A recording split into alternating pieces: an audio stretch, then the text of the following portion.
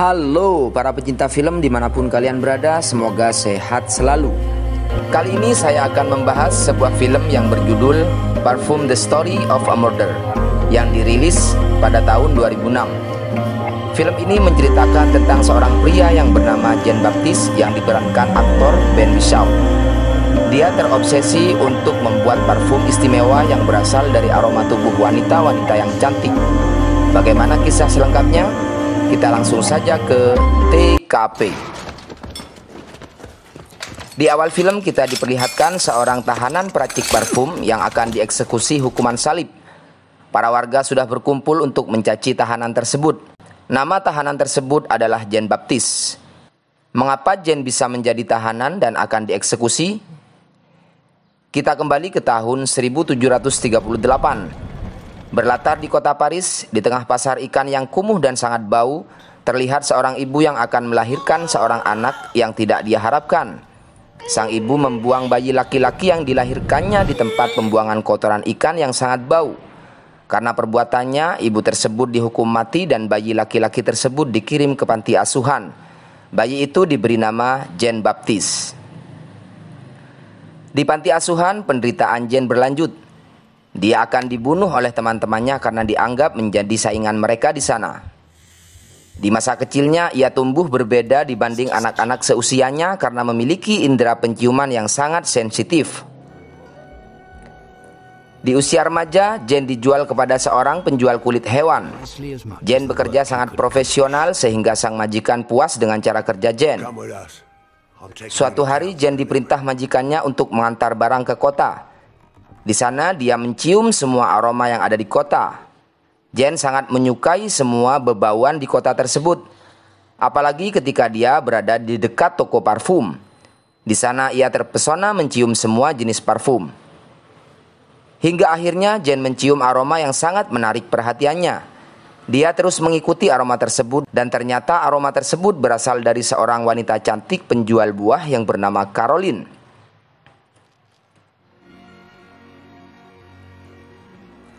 Jean mengikuti Caroline dan mereka pun saling memandang. Jean sangat kagum dengan aroma dan kecantikan Caroline. Caroline mengira Jean adalah seorang gelandangan yang membutuhkan makan. Dia pun memberikan beberapa buah-buahan untuk Jean. Tapi Jean malah mencium tangannya. Caroline merasa risih dan segera pergi. Karena terobsesi dengan aroma Caroline, Jean mengikuti Caroline sampai ke rumahnya.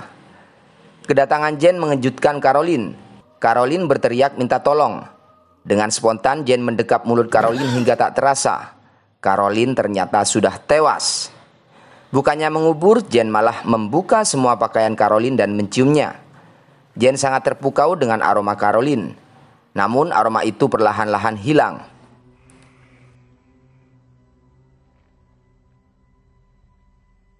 Scene berpindah ketika Baldini, yaitu seorang pemilik toko sekaligus peracik parfum senior di kota tersebut, terlihat frustasi karena toko parfumnya sepi dan hampir bangkrut karena ada pesaingnya, yaitu Félicie. Félicie berhasil menciptakan parfum istimewa yang bernama Amor in the Psyche. Baldini menganalisa parfum tersebut untuk mengetahui komposisinya, tetapi hal itu tidak membuahkan hasil. Di suatu malam, Jean datang ke rumah Baldini untuk mengantar barang pesanannya. Di sana Jean menggunakan kemampuannya dengan sangat baik. Jean mengkritisi formula parfum buatan Baldini. Jean menganalisa komposisi dari parfum Amor in the Psyche. Tak perlu lama, Jean meracik parfum tersebut dan hasilnya sangat mengejutkan.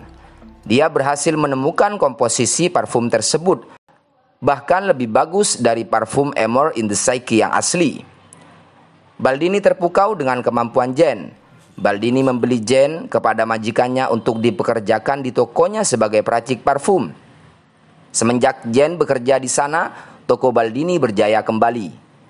Belum puas dengan keberhasilannya, Jean terus terobsesi membuat sebuah parfum sempurna seperti yang pernah ia temui dari aroma gadis penjual buah, yaitu Caroline. Atas saran Baldini, Jean pergi ke kota Grasse untuk menuntaskan obsesinya membuat parfum sempurna. Tetapi sebelum pergi, Baldini meminta 100 racikan parfum terbaru. Ketika parfum tersebut telah selesai, toko Baldini semakin berjaya. Namun hal itu tak berjalan lama, karena rumah Baldini roboh dan Baldini pun tewas. Di tengah perjalanan ke kota Grasse, Jane menetap di sebuah goa di mana dia tidak dapat mencium aroma apapun. Di dalam tidurnya dia selalu dihantui oleh aroma Caroline yang telah ia bunuh. Tiba-tiba Jane mencium aroma itu lagi. Ternyata aroma itu berasal dari Laura, yaitu gadis cantik yang berasal dari kota Grasse. Seketika itu obsesinya untuk membuat parfum muncul kembali. Ketika tiba di kota Grasse, obsesi Jane menjadi semakin liar. Dia bekerja di sebuah tempat pembuatan parfum. Ia memperdaya para gadis dan membunuh mereka satu persatu untuk diambil sari tubuhnya dengan cara merendam mayat para gadis untuk dijadikan racikan bahan parfumnya.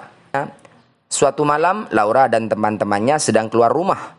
Disitulah Jane dengan mudah menculik dua teman Laura yang sangat cantik dan dijadikan sebagai percobaan bahan parfumnya. Hal itu diketahui oleh majikannya. Awalnya majikannya akan memarahi Jane. Di sini kita diperlihatkan adegan yang sangat luar biasa, yaitu tanpa sengaja si majikan mencium aroma parfum racikan Jane yang belum sempurna. Tiba-tiba majikan Jane tidak jadi marah, malah sebaliknya dia berkata lembut kepada Jane. Di sisi lain, para bangsawan di kota Grasse sangat resah karena telah ditemukan dua mayat wanita cantik di sebuah danau korban dari Jane. Mereka memperketat penjagaan kota dari orang-orang yang mencurigakan. Tapi hal itu tidak menyurutkan obsesi Jane. Formula parfum milik Jane hampir sempurna. Dia hanya butuh satu komposisi lagi, yaitu ekstrak dari mayat Laura. Di sisi lain, warga Grasse bersuka cita karena ada kabar bahwa pembunuh berantai itu sudah mengakui perbuatannya dan menyerahkan diri pada pihak keamanan. Tetapi ayah Laura, yaitu Ricis, tidak percaya begitu saja. Demi keamanan anaknya, dia memindahkan Laura ke rumah temannya. Kepergian Laura dapat diketahui oleh Jane dari indera penciumannya. Jane pun mengikuti secara diam-diam. Sembari mengikuti Laura, seekor anjing milik korban Jane pergi ke kediaman tempat Jane bekerja. Anjing itu menemukan pakaian dan beberapa rambut majikannya yang sudah terkubur. Pihak keamanan memeriksa kasus tersebut dan terbukti Jane adalah pelakunya. Karena Jane tidak ada di tempat, majikan Jane ditangkap dan dihukum mati. Di malam hari, Jane menuju ke kamar Laura. Awalnya Jane sempat ragu untuk membunuhnya karena kecantikan Laura. Tapi karena obsesinya yang tinggi, Jane akhirnya membunuh Laura. Ayah Laura sangat sedih karena di pagi hari ia melihat anaknya sudah tewas. Meski Jane berhasil menyempurnakan racikan formula parfumnya, akhirnya pihak keamanan berhasil menangkap Jane untuk dieksekusi. Di hari eksekusi, Jane menggunakan parfumnya. Tidak seperti pada umumnya, para pengawal dan algojo biasanya memperlakukan tahanan eksekusi dengan sangat kasar. Karena pengaruh parfum Jane, mereka memperlakukan Jane seperti raja, memberikan pakaian yang bagus dan menaiki kereta kuda menuju tempat eksekusi. Tidak luput juga warga yang sudah bersiap untuk mencacinya malah terpesona dengan kedatangan Jane. Jane semakin tebar pesona dengan menyebarkan parfum buatannya kepada seluruh warga. Tanpa disadari mereka semua terhipnotis dengan parfum Jane. Hanya ayah Laura saja yang tidak terpengaruh. Bahkan semua warga melakukan mantap-mantap massal di depan umum. Di tengah kejadian itu, Jane bersedih karena teringat dengan aroma wanita cantik yang pertama kali dia lihat, yaitu Caroline si penjual buah. Singkat cerita, warga mulai sadar dan Jane sudah tidak ada di sana. Seluruh warga lupa dengan semua yang terjadi. Jane pulang ke kampung halamannya dengan keadaan frustasi karena tersiksa. Dia tidak bisa melupakan Caroline.